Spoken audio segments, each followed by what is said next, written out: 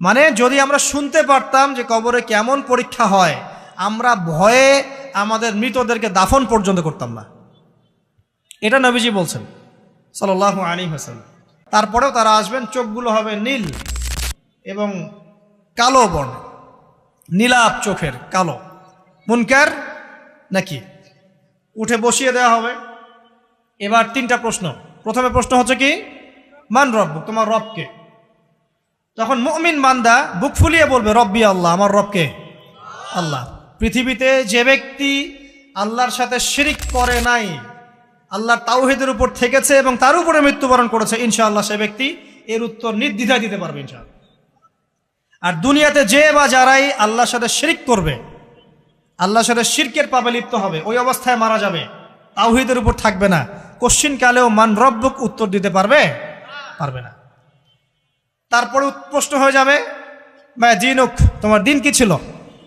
মুমিন বান্দা উত্তর দিবে কি, দিন ইয়াল ইসলাম, আমার দিন ছিল ইসলাম। এখানে শুনে রাখেন, পৃথিবীতে যারা ইসলামকে পরিপূর্ণরূপে পালন করবে তারাই এই উত্তর দিতে পারবে ইনশাআল্লাহ। যারা ইসলামকে ঠাট্টা বিদ্রুপের হাসি তামাশার পাত্র বানিয়েছে, মন চাইলে কিছু করি, মন চাইলে কিছু করি না, সহজগুলো একটু আমল করি, বাকি কিছুর আমল ধারি না, হ্যাঁ, নামাজ পড়ি, সুদ ছাড়তে পারি না, ঠিক আছে, বছর বছর ওমরা করি, এদিকে ঘুষ দুর্নীতি ছাড়তে পারি না, ইসলামকে ঠাট্টা তামাশার পাত্র বানিয়েছে, এরা কোশ্চিনকালে উত্তর দিতে পারবে না মা দিনুক। দিনে পরিপুৎখুলু ফিস সিলমি কাফা, পরিপূর্ণরূপে ইসলামে প্রবেশ করতে বলেছেন আল্লাহ রাব্বুল আলামিন। যারা পরিপূর্ণরূপে ইসলামে প্রবেশ করবে এবং ইসলামের প্রতিটা মৌলিক বিধান মেনে চলবে, ইনশাআল্লাহ তারা এর উত্তর দিতে পারবে। এরপরে আসবে তৃতীয় প্রশ্ন। নবী সাল্লাল্লাহু আলাইহি ওয়াসাল্লামকে দেখানো হবে। যখন দেখানো হবে তখন সূর্য যখন ডুবে যায়, যে দৃশ্যটা আমরা দেখতে পারি না, ওই দৃশ্যটা ভেসে উঠবে এবং মুমিন বান্দা অস্থির হয়ে যাবে, বলবে আমাকে ছেড়ে দাও, আমি নামাজ পড়বো। সুবহানাল্লাহ। কারণ তার কাছে মনে হবে যে আসরের ওয়াক্ত হয়ে গেছে, আসরের ওয়াক্ত হয়ে গেছে, আসরের ওয়াক্ত চলে যাচ্ছে, আমাকে নামাজ পড়তে হবে। চিন্তা করেছেন? ওই যে একটা হাদিস আছে না, যে 7 শ্রেণীর মানুষকে আল্লাহ রাব্বুল আলামিন আরশের ছায়া দিবেন, তার মধ্যে এক শ্রেণীর মানুষকে যার অন্তর মসজিদের সাথে ঝুলে থাকে, তার মন মসজিদের সাথে ঝুলেছিল, এই সূর্য ডুবে গেল বলে আমাকে ছেড়ে দাও, আমি নামাজ পড়তে যাব। তখন ফেরেশতারা বলবেন তোমাকে নামাজ পড়তে দেয়া হবে, তবে তার আগে তুমি এর উত্তর দাও। কি উত্তর? এই ব্যক্তির দিকে তাকাও। তখন নবী সাল্লাল্লাহু আলাইহি ওয়াসাল্লামকে দেখানো হবে, সাল্লাল্লাহু আলাইহি ওয়াসাল্লাম দরুদ পড়বেন, বলা হবে যে এই ব্যক্তির সম্পর্কে তোমার কি ধারণা? মান হাযা রাজুলু বুইসা ফীকুম, এই ব্যক্তি কে, যাকে তোমাদের কাছে পাঠানো হয়েছিল? মুমিন ব্যক্তি নির্দ্বিধায় বলে দিবে যে তিনি হচ্ছেন আমার নবী মুহাম্মদুর রাসূলুল্লাহ সাল্লাল্লাহু আলাইহি ওয়াসাল্লাম। দেখুন, পৃথিবীতে যে বা যারাই নবী সাল্লাল্লাহু আলাইহি ওয়াসাল্লামের সুন্নতের উপর আমল করবে, ইনশাআল্লাহ সে তার উত্তর দিতে পারবে। দুনিয়াতে যারা নবীর সুন্নতের 5 পয়সা পরোয়া করছে না, তার আদর্শের 5 পয়সা দাম দিচ্ছে না, তারা কোশ্চিনকালে উত্তর দিতে পারবে না। নাম হতে পারে আব্দুর রহমান, আব্দুর রহিম, নবীর সুন্নতের ধারে না, তারা উত্তর দিতে পারবে না। নবীর সুন্নতের গুরুত্ব কত গভীর, এটা আমাদেরকে এখান থেকে বুঝতে হবে। তাই প্রিয় যুবক ভাইরা, মুসলিম ভাইরা, আমাদের জীবনটাকে নবীর আদর্শ এবং সুন্নতে ঢেলে সাজাতে হবে। সকাল থেকে সন্ধ্যা পর্যন্ত প্রতিটা কাজ করব কার তরিকায়? রাসূলের তরিকায়। নামাজ পড়বো তার তরিকায়, রোজা, সিয়াম, হজ, জাকাত, আমল, মুআমালাত, আখলাক সব কার তরিকায়? নবী সাল্লাল্লাহু আলাইহি ওয়াসাল্লামের তরিকা অনুযায়ী ইনশাআল্লাহ। আল্লাহ পাক তৌফিক এনায়েত করুন, আমিন। এবার ফেরেশতা দুজন জিজ্ঞাসা করবেন অবাক হয়ে যে তুমি কিভাবে এটা জানলে, তুমি কিভাবে এই 3টা প্রশ্নের উত্তর দিতে পারলে? কারণ বেশিরভাগ মানুষ তো উত্তর দিতে পারবে না, বেশিরভাগ মানুষই এই উত্তর দিতে পারবে না। কারণ কিয়ামতের মাঠে 1999 জন মানুষ জাহান্নামে যাবে, নাউজুবিল্লাহ। তো এটা কঠিন পরীক্ষা।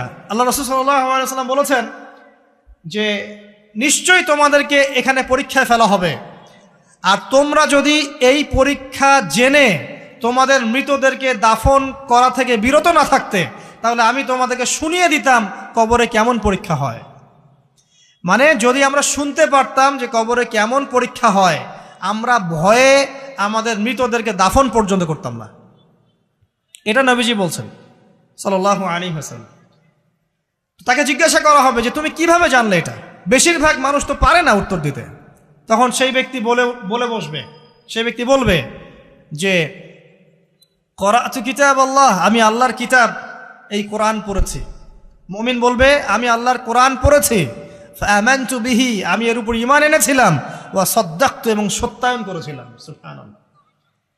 অতএব দুনিয়াতে যারা দ্বীনের জ্ঞান অর্জন করছে না, কোরআন পড়ছে না, হাদিস পড়ছে না, পড়াশোনার চেষ্টা করছে না, জানার চেষ্টা করছে না, কবরে পাওয়া ডিফিকাল্ট আছে। এটা একটা অন্যতম প্রশ্ন। আমরা কিন্তু মনে করি 3টা প্রশ্ন হচ্ছে, আসলে প্রশ্ন হচ্ছে কয়টা? 4টা। 3টার পরে আরো একটা এক্সট্রা। কিভাবে জানলে? তখন উত্তর দিচ্ছে আমি আল্লাহর কিতাব পড়েছি, ঈমান এনেছি, সত্যায়ন করেছি। সুবহানাল্লাহ। নবী সাল্লাল্লাহু আলাইহি ওয়াসাল্লাম হাদিসের পরের অংশে বলছেন যে যখন কাফের বান্দাকে উঠানো হবে, তখন ডানেও কিছু নাই, বামেও কিছু নাই, সামনে পিছনে কিচ্ছু নাই। মাথার দিক থেকে ফেরেশতারা চলে আসবেন, উঠিয়ে বসানো হবে, প্রশ্ন করা হবে কে তোমার রব? একটাই উত্তর, লা আদরি, আমি জানি না। নাউযুবিল্লাহ। কি তোমার দিন? লা আদরি, আমি জানি না। এই যে আল্লাহর তো খবর নাই, আল্লাহ পাকের বিধান মেনে চলার কোনো খবরই নাই, পরোয়াই নাই। সে জানবে কিভাবে ইসলাম কি জিনিস? সে জানবে কিভাবে আল্লাহ কি জিনিস? ও তো আল্লাহকে চিনেই না। দিব্যি বলে বেড়াচ্ছে মহাবিশ্ব সৃষ্টি হয়েছে বিগ ব্যাং থেকে, আল্লাহ বলে কেউ নাই। মানুষ সৃষ্টি হয়েছে বান্দর থেকে, নাউযুবিল্লাহ। মানুষ তো আল্লাহকে চিনছে না। এখনো মানুষ মনে করছে যে আল্লাহ বলতে কেউ নাই। এবং এই মুক্ত চিন্তার নামে, বাক স্বাধীনতার নামে নাস্তিকতার যে চর্চাটা বেড়েছে বাংলায়, এটা আশঙ্কাজনক। বড় বড় বিশ্ববিদ্যালয় থেকে পড়ে আসছে, অনেক সময় দেখলাম বড় বিশ্ববিদ্যালয়ের প্রফেসর, সে বলছে যে মহাবিশ্ব বিগ ব্যাং দিয়ে সৃষ্টি হয়েছে, সৃষ্টিকর্তা নাই এখানে। তো মুসলিম বিজ্ঞানীর একটা কথা বলতেন যে মানুষ বিজ্ঞান সম্পর্কে অল্প জানলে নাস্তিক হয়ে যায়, আর অনেক গভীর জ্ঞান অর্জন করলে আল্লাহর কাছে আত্মসমর্পণ করে। খেয়াল করে দেখবেন ডক্টর, ইঞ্জিনিয়ার যারা বড় বড় লেভেলে চলে গেছেন, অনেক সিনিয়র, তারা কিন্তু বেশিরভাগ নামাজি দেখবেন, নামাজ পড়ে, দান সদকা করে, সমাজ কল্যাণমূলক কাজ করে। তারা কিন্তু রোগীর সেবা করতে গেলেও বলে যে নামাজ পড়িয়েন, রোজা রাখিয়েন, তারা কিন্তু বলে। অনেক ডক্টর আমি দেখেছি এমন, যারা যত বেশি গবেষণা করে তারা তত বেশি আস্তিক হয়ে যায়, আর টুটাফাটা গবেষণা করলে নাস্তিক হয়ে যাবেন। কত প্রশ্ন, ইসলামের এটা কেন, ওইটা কেন, ইসলামে বহুবিবাহ কেন, হ্যাঁ, ইসলামে কি পর্দার বিধান কেন, তারপর ইসলামে এত রেস্ট্রিকশনস, এত বাইন্ডিংস কেন, হ্যাঁ, স্বাধীনতা নাই কেন, কত প্রশ্ন। ইসলামের এগেনস্টে কত তীর এখন ছোড়া হচ্ছে। তো এই ব্যক্তি কেমন করে উত্তর দিবে যে মাহদিনুক, তোমার দিন কি?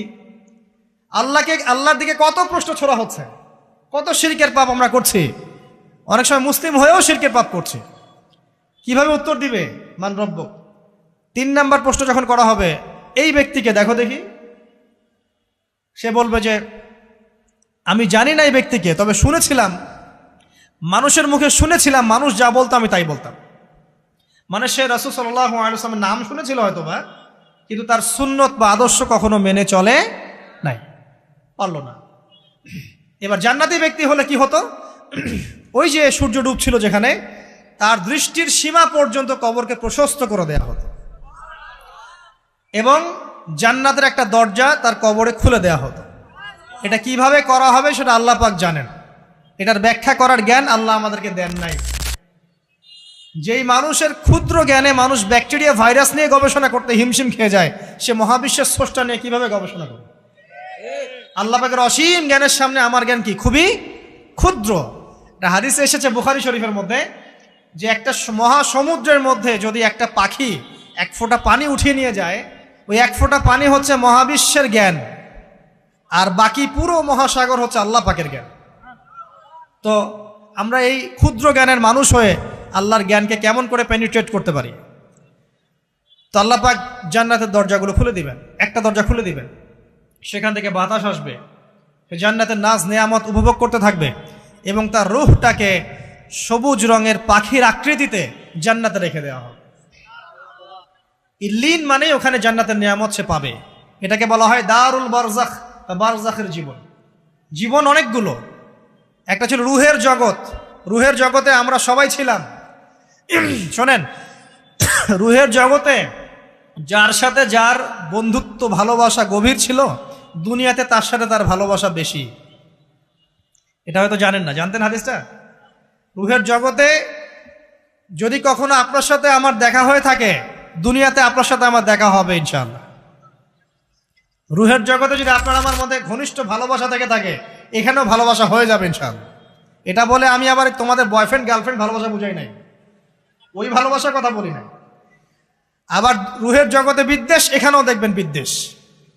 ওটা একটা জগৎ ছিল যেখানে আল্লাহ পাক সমস্ত আদম সন্তানকে সৃষ্টি করে তাদের রুহটাকে রেখেছিলেন এবং ওয়াদা নিয়েছেন।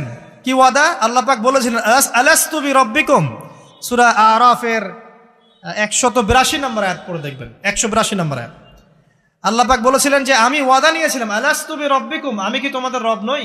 আমরা সবাই বলেছিলাম বালা ইয়া রব্বি, অবশ্যই আপনি আমাদের রব। দুনিয়াতে এসে আমরা ভুলে গেছি।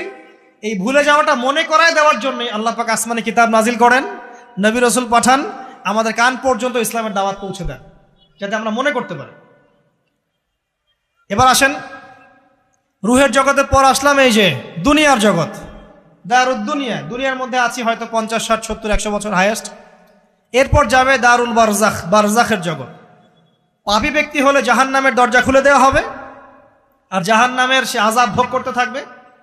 এবং পুণ্যবান ব্যক্তি হলে জান্নাতের দরজা খুলে দেওয়া হবে এবং এর নাজ নেয়ামত সে ভোগ করতে থাকবে।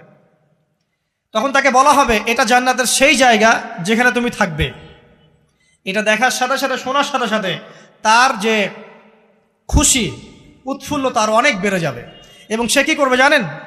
সে পৃথিবীতে ফিরে আসতে চাইবে। সে বলবে আমাকে আমার পরিবারবর্গকে জানাতে দেন, আমাকে আমার পরিবারবর্গকে জানাতে দেন যে আমি ভালো আছি। তখন ফেরেশতারা তাকে বলবেন যে এটা সম্ভব না, তোমার এবং তাদের মাঝে দারুল বারজাখ আছে, তুমি এটা ভেদ করে যেতে পারবে না। তখন তার আত্মাটাকে ইল্লিনে দেওয়া হবে, একটা সবুজ পাখির আকৃতিতে জান্নাতে ঘুরে বেড়াবে ইনশাআল্লাহ।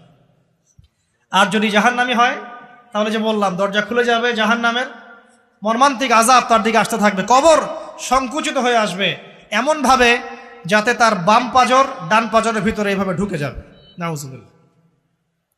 এবং এই আযাব চলতে থাকবে ইলা ইয়াউমি ইউবআসুন, পুনরুত্থানের দিন পর্যন্ত। এখন এই যে হাদিসটা আপনারা শুনলেন, এই হাদিসটা ব্যক্তিকেন্দ্রিক নয় কি? এখানে 3টা বিষয় আপনাকে ফোকাস করতে হবে আমাদেরকে। 1, তাওহীদ, আল্লাহ পাকের তাওহীদ। 2, রিসালাত, রাসূলুল্লাহ সাল্লাল্লাহু আলাইহি ওয়াসাল্লামের রিসালাত। এবং আখিরাত, পরকাল। এই 3টা বিষয় খুব স্বল্প কথায় বলছি। দেখুন, তাওহীদ কি? আল্লাহ পাকের একত্ববাদ। এক আল্লাহকে আপনি সৃষ্টিকর্তা মানবেন, রিজিক দাতা মানবেন, পালনকর্তা মানবেন, সন্তান দাতা, ভালো মন্দের মালিক, সমস্ত কিছুর মালিককে আল্লাহ। আল্লাহ আল্লাহ আমাকে বাঁচিয়ে রেখেছেন, আল্লাহ আমাকে মৃত্যু দিবেন, আল্লাহ আমাকে রিজিক দেন, আল্লাহ আমাকে সন্তান দিবেন, আল্লাহ আমার ভালোর মালিক, আল্লাহ মন্দের মালিক, আল্লাহ সমস্ত কিছুর মালিক। এই কনসেপ্ট পরিষ্কার থাকবে, লা ইলাহা ইল্লাল্লাহ পরিষ্কার থাকবে। সমস্ত বিষয় কার পক্ষ থেকে? আল্লাহর পক্ষ থেকে। এই তাওহীদ, সংক্ষিপ্ত কথায় বললাম তাওহীদ। এর মধ্যে 3টা ক্লাসিফিকেশন আছে, রুবুবিয়্যাত, উলুহিয়্যাত, আসমা ও সিফাত। এটা আপনারা কিতাবুত তাওহীদ বই থেকে পড়ে নিয়েন। সংক্ষেপে বলে দেই, রুবুবিয়্যাত আল্লাহ পাকের সমস্ত বিষয়গুলো তার দিকে সম্বন্ধ করা, সৃষ্টিকর্তা, পালনকর্তা, রিজিক দাতা সবকে আল্লাহ। উলুহিয়্যাত কি? দুনিয়াতে এসেছি আল্লাহ পাকেরই দাসত্ব করতে হবে, অন্য কারো দাসত্ব চলবে না, তাওহীদ উলুহিয়্যাত। আসমা ও সিফাত কি? আসমা সিফাত মানে হচ্ছে আল্লাহ পাকের নাম গুণাবলীগুলো আছে। আল্লাহ পাক রহমান, আল্লাহ পাক রহিম, আল্লাহ পাক রাজ্জাক, হ্যাঁ, আল্লাহ পাক গফুর, আল্লাহ পাক শদীদুল ইকাব। সমস্ত গুণাবলী কার? আল্লাহ। এই হলো আসমা ও সিফাত। আল্লাহ পাক যেমন, আল্লাহ পাক তেমন, আল্লাহ পাক নিজের মতো, কারোর সাথে তুলনীয় নন। হুয়াল্লাহু আহাদ, একক। আল্লাহুস সামাদ, তিনি অমুখাপেক্ষী। লাম ইয়ালিদ ওয়া লাম ইউলাদ, তিনি জন্ম দেননি, জন্মিতও নন। ওয়া লাম ইয়াকুল লাহু কুফুয়ান আহাদ, তার সমতুল্য আর কিছুই নাই। আল্লাহ থেকে সবকিছু হয়, এটাই হলো তাওহীদ। এখন এর তাওহীদের বিরুদ্ধে গেলে কি হয়ে যাবে? শিরক। কেউ যদি মনে করে যে আল্লাহ ছাড়া কেউ আমাকে জীবন দিতে পারে, আল্লাহ ছাড়া কেউ আমাকে মারতে পারে, আল্লাহ ছাড়া কেউ আমাকে রিজিক দিতে পারে, অথবা আল্লাহ ছাড়া কেউ সন্তান দিতে পারে, আল্লাহ ছাড়া অন্য কারো কাছে কেউ যদি দোয়া করে, আল্লাহ ছাড়া অন্য কারো জন্য নজর মানত করে, আল্লাহ ছাড়া অন্য কারো নামে কসম খায়, আল্লাহর হালালকে হারাম করে দেয়, আল্লাহর হারামকে হালাল করে নেয়, ঠিক আছে? আল্লাহ থেকে শুভ অশুভ আসে না, শুভ আল্লাহর পক্ষ থেকে আসে, অশুভ শয়তানের পক্ষ থেকে আসে, এমনও যদি কেউ মনে করে, শুভ অশুভ দুটোই আল্লাহর পক্ষ থেকে আসে, কিন্তু কেউ যদি মনে করে না শুভগুলো আল্লাহর পক্ষ থেকে, অশুভগুলো শয়তানের পক্ষ থেকে, এমনও যদি মনে করে, শিরক হয়ে যাবে। মুসলিমরা চলাফেরায় শিরক করছে। এখন মুসলিমরা আল্লাহ ছাড়া অন্য কারো কাছে চাচ্ছে, মুসলিমরা অনেকে কবরে সেজদা করছে, মুসলিমরা অনেকেই মৃত মানুষের কাছে দোয়া করছে, হাতে বালা পরে আছেন, খোলেন না। কেন খোলেন না? ভয়ে যদি আপনার ক্ষতি হয়, শিরক। মুসলিমরা দেখবেন আগুনের সামনে মাথা নত করছে, মুসলিমরা এখন মেডিটেশন করে, ধ্যান করে, মুসলিমরা জিনকে তাবে করতেছে। অনেক সময় দেখা যায় মুসলিমরা জাদু করতেছে, জাদুবিদ্যা, কুফরি কালাম করছে না, করছে, সবই শিরক, সবই শিরক। মুসলিমরা দেখবেন আল্লাহর হালাল যেগুলো আছে এগুলোকে হারাম করে ফেলছে, আবার অনেক সময় আল্লাহর হারামগুলোকে হালাল করে নিচ্ছে। সুদ কি ভাই? এখানে ফরজ, হালাল করে নেওয়া হয়েছে। মদ কি? তোমাদের কাছে তো ওয়াজিব, না খাইলে ঘুম হয় না। তো এই যে আল্লাহ হারামগুলোকে কি করছি আমরা? হালাল করে ফেলছি, এটাও শিরক, কুফরি একটা। তো এক কথায় তাওহীদের উপর যারা থাকবে মান রব্বক উত্তর দিতে পারবে ইনশাআল্লাহ। যারা শিরক করে ফেলবে ওই অবস্থায় মারা যাবে, মান রব্বক উত্তর দিতে পারবে না। আমার কথা কি বোঝা যাচ্ছে? আমি সহজ করার চেষ্টা করছি কিন্তু হয়তো পারছি না, এটা আমার ব্যর্থতা। এক কথায় যদি আমরা কবরের প্রথম প্রশ্নের উত্তর দিতে চাই তাহলে আমাদেরকে অবশ্যই তাওহীদের উপর থাকতে হবে, শিরকে যাওয়া যাবে না। প্রিয় ভাইরা, শিরকের পাপ থেকে আজকে তওবা করে ফেলবেন। আল্লাহ জেনে না জেনে জীবনে যত শিরক করেছে আল্লাহ মাফ করে দাও, আমিন। এবং আগামী দিনগুলোতে শিরকের পাপে লিপ্ত হয় না। প্রিয় ভাইরা, যদি আপনার আমল নামায় আসমান জমিন সমানও পাপ থাকে, শিরকের পাপটুকু না থাকে, আল্লাহ পাক আপনার পুরো পাপ মাফ করতে পারবেন ইনশাআল্লাহ। আল্লাহ পাক বলেছেন মেরাজের রাতে নবী সাল্লাল্লাহু আলাইহি ওয়াসাল্লামকে আরশে আজিমের কাছে উঠিয়ে নিয়ে আল্লাহ পাক 3টা ওহী করেছেন। কয়টা ওহী? একটা ছিল 5 ওয়াক্ত নামাজ, ঠিক আছে। 2 নাম্বার হচ্ছে সূরা বাকারার শেষের 3টা আয়াত। 3 নাম্বার একটা ওয়াদা, একটা প্রতিশ্রুতি। সেটা কি? হে মুহাম্মদ সাল্লাল্লাহু আলাইহি ওয়াসাল্লাম, তোমার উম্মতের মধ্যে কেউ যদি আসমান জমিন সমান পাপ নিয়ে আমার সামনে হাজির হয় কিন্তু আমার সাথে কাউকে শরিক না করে, শিরক না করে, তাহলে আমি আল্লাহ তার সামনে আসমান জমিন সমান ক্ষমা নিয়ে হাজির হব, মানে মাফ করে দেওয়া হবে ইনশাআল্লাহ। অতএব শিরকের পাপে যায় না, ইনশাআল্লাহ জান্নাতে যাওয়া যাবে। যে ব্যক্তি মন থেকে একবার লা ইলাহা ইল্লাল্লাহ পড়েছে, সমস্ত বিষয় আল্লাহর দিকে সুপর্দ করে, তার অন্যান্য অনেক পাপ থাকতে পারে, আল্লাহ পাক চাইলে সব পাপ মাফ করতে পারেন। অতএব মান রব্বক উত্তর দিতে চাইলে শিরকের পাপে যাওয়া যাবে, যাবে না। আধুনিক শিরকের মধ্যে সবচেয়ে ভয়ঙ্করটা হচ্ছে এটা যে আমরা আল্লাহর হালালকে হারাম করে নিচ্ছি, হারামকে আবার হালাল করে ফেলছি। এখানে যায় না, সব কিছু আল্লাহ থেকে আসে। দোয়া আল্লাহর জন্য করবেন, নামাজ আল্লাহর জন্যে, সব কিছু ইবাদত আল্লাহর জন্যে, দ্বীনি ইলম অর্জন আল্লাহর জন্যে। প্রতিটা কাজের করার আগে নিয়াত ফিক্স করবেন, কেন করব? পরকালীন স্বার্থ থাকলে করব, না হলে করব না। কেন তুমি টিকটকে যাবা না? কারণ পরকালীন কোনো স্বার্থ নাই। কেন তুমি ফ্রি মিক্সিং অ্যাফেয়ার্সে যাবা না? কারণ পরকালীন কোনো স্বার্থ নাই। কেন মদ খাবা না? পরকালীন কোনো স্বার্থ নাই। কেন মিউজিকে যাচ্ছ না? কারণ পরকালীন কোনো স্বার্থ নাই। কেন তুমি এই যে সুদ খাবা না? কারণ পরকালীন কোনো স্বার্থ নাই। যে কাজে পরকালীন কোনো স্বার্থ নাই সে কাজে কোনো মুমিন মুসলিম নাই। কেন নামাজ পড়বো? কারণ পরকালীন স্বার্থ আছে। কেন রোজা রাখবো? পরকালীন স্বার্থ আছে।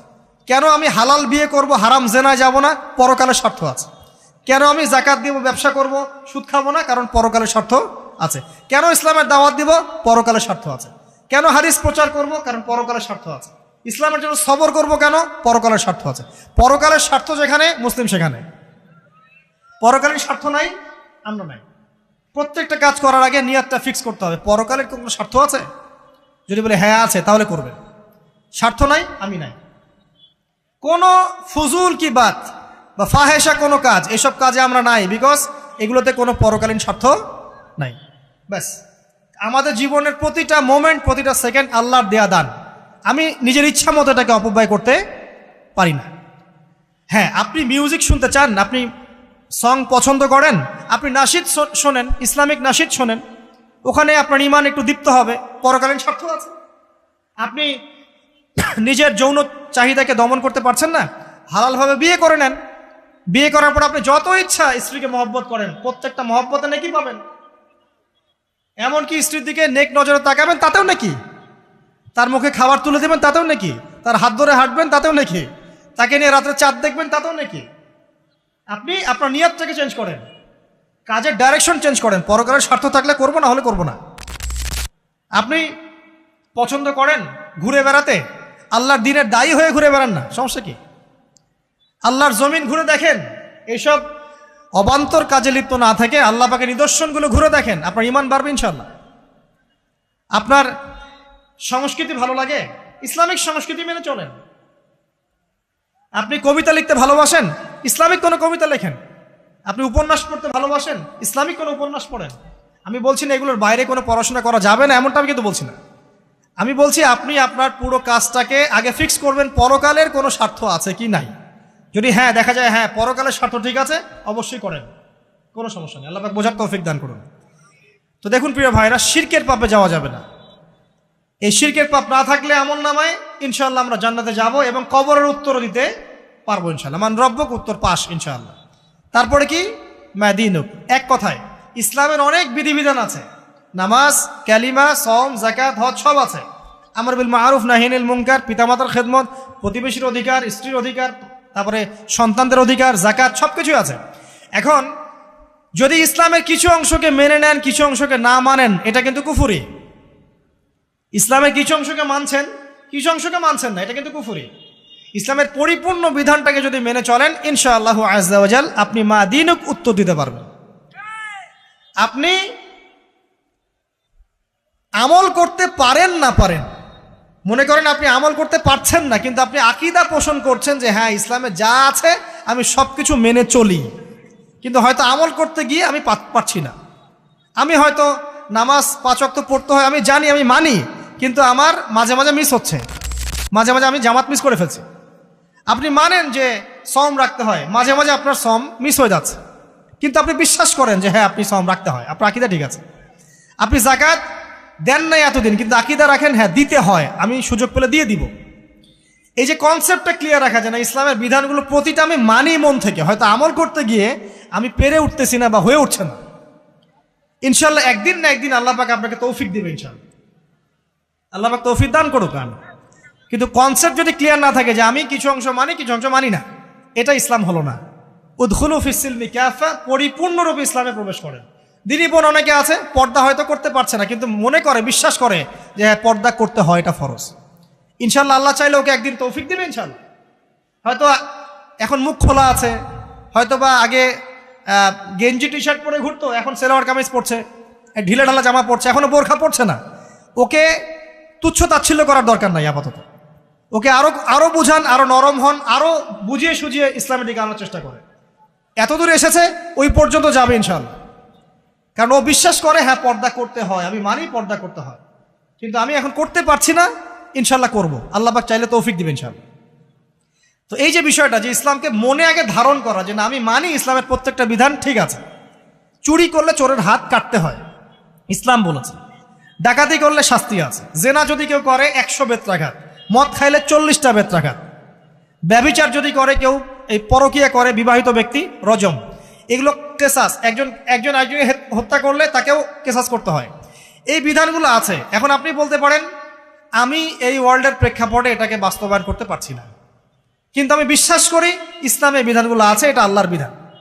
ইনশাল্লাহ আপনি মাফ পেয়ে যাবেন, ইনশাল্লাহ আল্লাহ চাইলে আপনি মাফও পেয়ে যাবেন। কিন্তু যদি মনে করেন না এই যুগের এগুলো চলেই না, আমি আল্লাহ পাকের এসব বিধান কিচ্ছু মানি না, আমি যে বিধান বুঝি এটাই চূড়ান্ত, তাহলে খবর আছে, তাহলে মাদিনুক উত্তর দিতে পারবেন। তো বুঝেন, বিষয়টা বোঝেন, আকীদাটা ক্লিয়ার করেন যে না আমি পারতেছি না, এটা একটা বিষয়, কিন্তু আমি বিশ্বাস করি ইসলামের এগুলো অংশ, হয়তো আমি এখন পারছি না, ইনশাল্লাহ ভবিষ্যতে পারবো। আল্লাহ চাইলে আপনাকে তৌফিক দিবে ইনশাআল্লাহ। আমরা দোয়া করি আল্লাহ পাক আমাদেরকে পরিপূর্ণরূপে ইসলামে প্রবেশ করার তৌফিক দান করুন। আর সর্বশেষ কি, এটা যদি করতে পারে মাদিনুক উত্তর দিতে পারবে।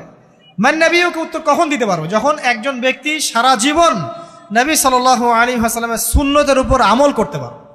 এই যে ঘুম থেকে উঠলেন, ব্যাস ব্রাশটা নিয়ে দৌড়ে চলে গেলেন বাথরুমে, কি জন্য? ঘুম থেকে উঠলেন, আগে চোখটা একটু ঘষতে হবে, মুখে হাত দিতে হবে, তারপরে আপনি দোয়া পড়বেন। কি দোয়া পড়বেন? আলহামদুলিল্লাহিল্লাযী আহইয়ানা বা'দা মা আমাতানা ওয়া ইলাইহিন নুশুর। তারপরে আপনি যাবেন বাথরুমে। দোয়াটা না পড়ে কেন গেলেন? ঘুমাচ্ছেন, ঘুমানোর আগে আপনি অবশ্যই বলবেন।